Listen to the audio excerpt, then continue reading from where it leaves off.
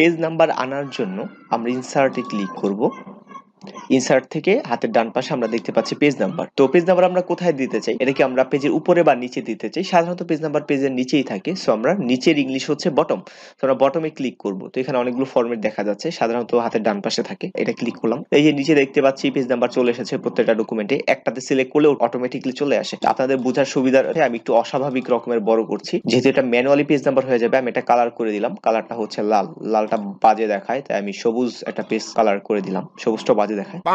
এখন এই উইন্ডোটা বন্ধ করার জন্য আমরা দুইটা কাজ করতে পারি, যে হেডারে সিলেক্ট করে ক্লোজে ক্লিক করতে পারি, অথবা মাউসের কার্সারটা যে কোনো একটা জায়গায় রেখে ডাবল ক্লিক করলে এটা চলে আসবে। তো এখন দেখেন কেমন একটু ফ্যাকাশে বিবর্ণ দেখা যাচ্ছে, আসলে এটা দেখা যাচ্ছে, কিন্তু যখন আমরা প্রিন্ট করব কত সুন্দর করে পেজ নাম্বারটা চলে আসছে। পেজ নাম্বার যদি আপনি রিমুভ করতে চান তাহলে আবারও আমরা ইনসার্টে যেতে পারি, ইনসার্ট থেকে পেজ নাম্বার যেতে পারি, অথবা এত ঝামেলার দরকার নেই, আমরা জাস্ট এই নিচে ডাবল ক্লিক করব। তো এখন আমরা পেজ নাম্বারটা সিলেক্ট করে এই যে পেজ নাম্বার মানে ক্লিক করে যদি আমরা রিমুভ পেজ নাম্বার ক্লিক করি তাহলে পেজ নাম্বারটা ডিলিট হয়ে যাবে। এখন আপনি ভাবলেন এত ঝামেলার দরকার কি, আমি জাস্ট নিচে ডাবল ক্লিক করে এখানে পেজ নাম্বার 1 সিলেক্ট করে দিলাম, তাহলে তো আসলে পেজ নাম্বার হয়ে যায়। কিন্তু সমস্যা আছে ভাই, সমস্যা হচ্ছে আপনি যদি এখানে 1 লেখেন তাহলে এখানে শুধু 1 চলে আসবে, আবার এখানে এসে যদি আপনি 2 লেখেন তাহলে পুরোটা 2 চলে আসবে, অর্থাৎ প্রত্যেকটা পেজ একটার সাথে কানেক্টেড। এই কারণে আপনাকে পেজ নাম্বারে যেতে হবে। এখান থেকে আমরা বটম না, আমরা নিচে পেজ নাম্বার দিয়ে আমরা এই সাইডে দিলাম। এবার দেওয়ার পর আমরা এটাকে একটু বড় করি, এখন বড় করেছি, কালার করি। এখন আপনি চাচ্ছেন যে পেজ নাম্বারটা বাংলাতে হবে, তো এই জিনিসটা ইউটিউবে দেখায় না অনেকে। পেজ নাম্বার একটা সিলেক্ট করুন, পুরোটা সিলেক্ট করার দরকার নেই, কারণ একটা সিলেক্ট করলে পুরোটা সিলেক্ট হয়ে যাবে যদি বোঝায় না। সিলেক্ট করে আপনার এই ফন্ট থেকে,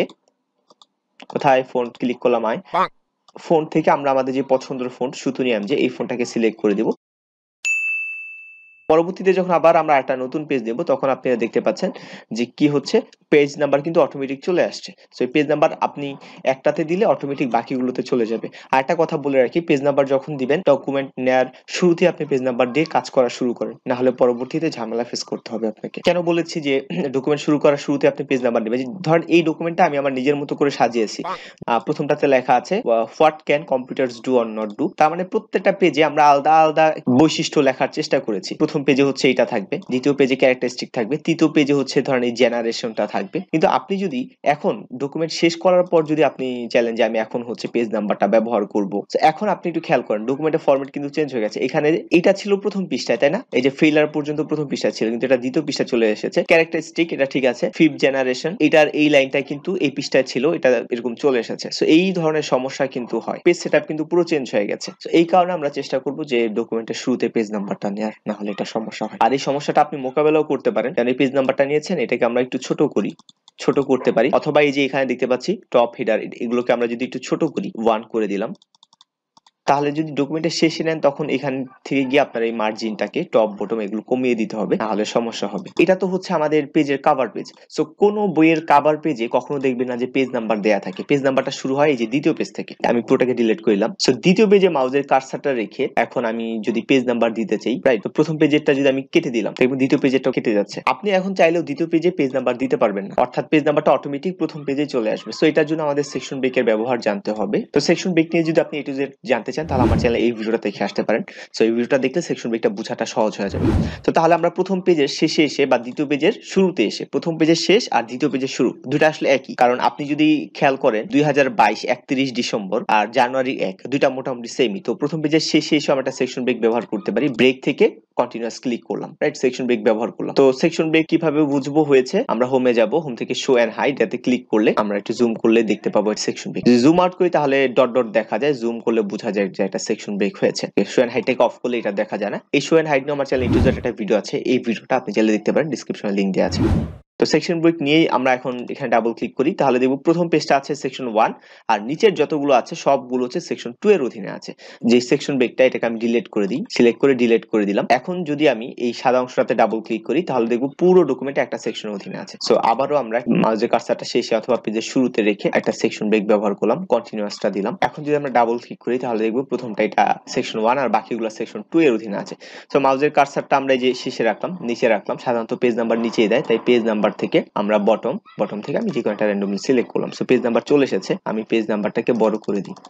সো আমরা প্রথম পেজে পেজ নাম্বার রাখবো না, প্রথম পেজ থেকে আমি ডিলিট করে দিলাম, এরপরটাও ডিলিট হয়ে গেছে। সো এখন আমি যদি প্রথম পেজেরটা ডিলিট করি তাহলে দেখবো সবগুলো পেজ ডিলিট হয়ে যাবে। এটা কেন হচ্ছে, কারণ আমরা মাউসের কার্সারটা দ্বিতীয় পেজে রেখেছি লিংক টু প্রিভিয়াস, এই যে এখানে শুধুমাত্র সেকশন ব্রেক 2 লেখা নেই, সেম অ্যাজ প্রিভিয়াস, অর্থাৎ পূর্বেরটার সাথেও এটা কানেক্টেড। সো এই কানেকশনটা ভাঙার জন্য আমরা প্রথম দ্বিতীয় পেজে আমাদের কার্সারটা রেখে আমি লিঙ্ক টু প্রিভিয়াস এটাকে বন্ধ করে দিলাম। তো বন্ধ করে এখন এই যে প্রথম পেজ এটার সাথে লিঙ্ক নেই, এখন যদি এটা কেটে দিই তাহলে দ্বিতীয় পেজে কোনো প্রভাব পড়বে না। তো মাউসের কার্সারটা যদি আমরা দ্বিতীয় পেজে রাখি তখন দেখবো লিঙ্ক টু প্রিভিয়াস আছে, কিন্তু প্রথম পেজে যখন রাখছি তখন লিঙ্ক টু প্রিভিয়াস নেই। এটার কারণটা হচ্ছে প্রথম পেজের আগে তো কোনো পেজ নাই, প্রিভিয়াস কোনো পেজ নেই। সো দ্বিতীয় পেজের আগে প্রথম পেজ আছে, সো লিঙ্ক টু প্রিভিয়াস এটা কেটে, সো এখন এটা কাটলে কোনো সমস্যা হবে না। তো এটাকে আমি বাংলাতে বাংলা ফোন দিব। সো সুতরাং আমি যে সিলেক্ট করে দিলাম, আর আমি এখানে লিখলাম, লেখাটা ছোট হয়ে গেছে, একটু বড় করে দিচ্ছি আমি। আর দ্বিতীয় পেজ এটাকে আমি একটা ব্র্যাকেটের ভিতরে দিই, পেজ নাম্বারটাকে বোঝার জন্য একটু কালার করে দিব।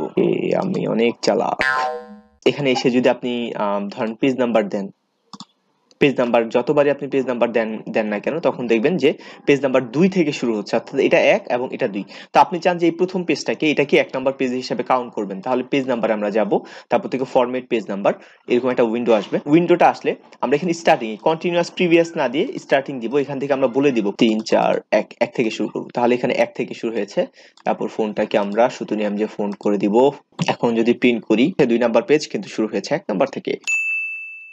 তো আবারও আমি আপনাদেরকে একটু রিমাইন্ড করিয়ে দিই, আমরা যদি পেজ নাম্বারটা আনতে চাই তাহলে উপরের এই যে অংশটা আছে এটাকে বলা হয় হেডার, এবং নিচের এই যে জায়গাটা আছে খালি জায়গাটাকে বলা হয় ফুটার। সো আমরা হেডার অথবা ফুটার যে কোনো একটা জায়গায় যদি মাউসের কার্সারটা রেখে ডাবল ক্লিক করি তাহলে দেখবো পেজ নাম্বারটা চালু হয়ে যাবে। অথবা আমরা ইনসার্ট থেকে এই যে হেডার ফুটারের যে উইন্ডোটা আছে আমরা এখানে দেখতে পাচ্ছি, এবং এখানে দেখতে পাচ্ছি পেজ নাম্বার। সো এই পেজ নাম্বারে ক্লিক করে টপ মানে উপরে, বটম মানে নিচে। সো আমি যদি উপরে দিতে চাই তাহলে টপে ক্লিক করলাম, এখানে মাঝখানে সেটাকে সিলেক্ট করে জাস্ট একটাকে সিলেক্ট করলেই হবে, বড় ছোট করতে পারি। তারপর আমি যদি বাংলা ফন্ট দিতে চাই তাহলে আমরা যে কোনো একটা বাংলা ফন্ট, যেমন সুতনি এমজে ফন্টটাকে সিলেক্ট করে দিব। ক্লোজ করার জন্য আমরা এই যে ক্লোজ হেডার এন্ড ফুটারে ক্লিক করতে পারি, অথবা পুরো ডকুমেন্টের যে কোনো একটা জায়গায় মাউসের কার্সারটা রেখে ডাবল ক্লিক করলে ক্লোজ হয়ে যাবে। আর পেজ নাম্বারটাকে রিমুভ করার জন্য ইনসার্ট থেকে পেজ নাম্বারে যেতে পারি, এখানে গিয়ে যে রিমুভ পেজ নাম্বার এটাতে আমরা ক্লিক করলে পেজ নাম্বারটা চলে যাবে। অথবা আমরা একটা কাজ করতে পারি, এই যে হেডারটা দেখতে পাচ্ছি, হেডারে এই জায়গাটাতে আমরা ডাবল ক্লিক করে পেজ নাম্বার, দেন এখান থেকে রিমুভ পেজ নাম্বারে ক্লিক করলে পেজ নাম্বার চলে যাবে। তারপর close header and footer. Page নাম্বারে আরেকটু যদি ডিটেলসে যেতে চান তাহলে পেজ নাম্বার থেকে ফরম্যাট পেজ নাম্বার আমরা যাব। এখানে আমরা দেখতে পাচ্ছি 1 2 3 দেয়া, এখানে বাংলা, ইংলিশ, আরবি সবকিছুতেই পেজ নাম্বার দেয়া আছে।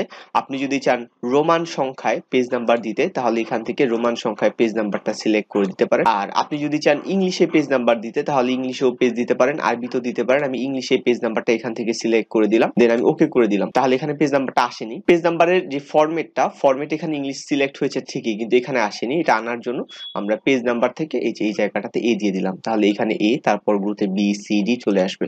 এখন আপনি যদি চান বাংলায় ক খ পেজ নাম্বার দিতে তাহলেও সেটা আপনি পারবেন। তাহলে আমরা ফরম্যাট পেজ নাম্বারে যাব, স্টার্টিং এট, এখানে আমরা কে দিয়ে দিব, J K L M N আসছে। সো এটাকে প্রথমটাকে কেটাকে সিলেক্ট করে আমি ফোন থেকে সুতনি এম যে সিলেক্ট করে দিব। তো আমরা জানি যে সুতনি এম যে ফোনটা আসলে ইউনিকোডে কাজ করে না, এটা হচ্ছে ইংলিশ ফোনগুলোর উপর বাংলা ফোনটা বসিয়ে দেওয়া হয়েছে। সো আমরা যদি কে দিয়ে সিলেক্ট করে দিই তাহলে ক খ পেজ নাম্বার চলে আসবে। তো এটা হচ্ছে আমাদের প্রথম পেজ। অনেক সময় আমরা চাই এটা 1 নাম্বার পেজ থেকে শুরু হবে না, বরং এটা হয়তো 5 থেকে শুরু হবে বা 3 থেকে শুরু হবে। আমরা এই ফরম্যাট পেজ নাম্বারে যাব, 1 2 3 বাংলাতে আসবে, আর এখান থেকে আমরা চাই হচ্ছে 5 বা 3 থেকে শুরু হবে, তাই এখানে আমি 3 দিলাম। আমি যদি কন্টিনিউয়াস ফ্রম প্রিভিয়াস দেই তাহলে এটা হচ্ছে 1 নাম্বার পেজ কাউন্ট করবে। আমি স্টার্টিং দিলাম, এখানে আমরা দিলাম 3, অথবা এখানে 1 2 3, দেন আমি এটাকে ওকে করে দিলাম।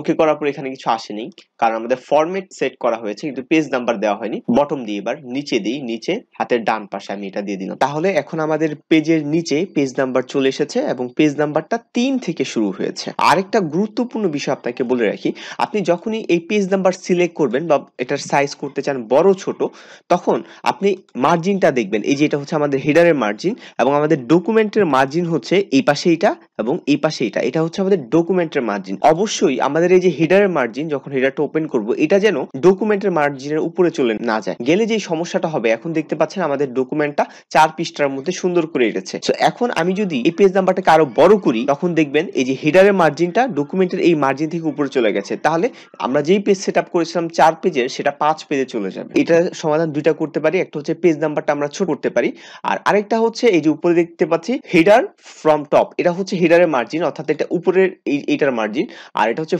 ফুটারে আমরা দেখতে পাচ্ছি 0। ফুটারে যদি দেখেন বেশি থাকে তাহলে ফুটারের মার্জিনটা উপরে চলে যাচ্ছে, কম বেশি আমাদের প্রয়োজন অনুসারে করে দিতে পারি। আমি এখন এটাকে আমাদের ডকুমেন্টের মার্জিনের নিচে নিয়ে আসলাম, তাহলে ডকুমেন্টের সাথে কোনো কনফ্লিক্ট করবে না। এটা হচ্ছে একটা বই যেটার নাম হচ্ছে আর রাহিকুল মাকতুম।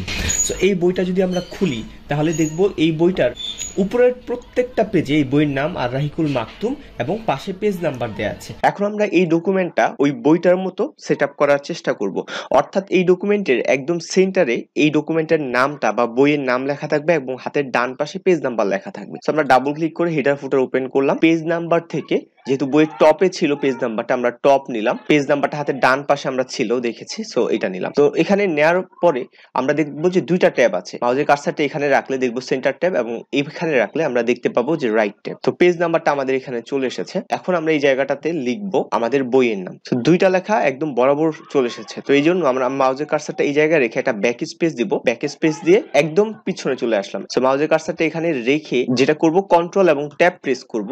এরপর আবার এই যে পেজ নাম্বারের এই জায়গায় মাউসের কার্সারটা রেখে কন্ট্রোল ট্যাব প্রেস করব। তাহলে এই যে বইয়ের নামটা সেন্টার ট্যাব বরাবর অ্যালাইন হবে আর পেজ নাম্বারটা এই রাইট ট্যাব বরাবর অ্যালাইন। আর আরেকটা কথা বলে রাখি, এই যে ট্যাব নিয়ে আমার চ্যানেলে একটা ভিডিও আছে A to Z tabs position.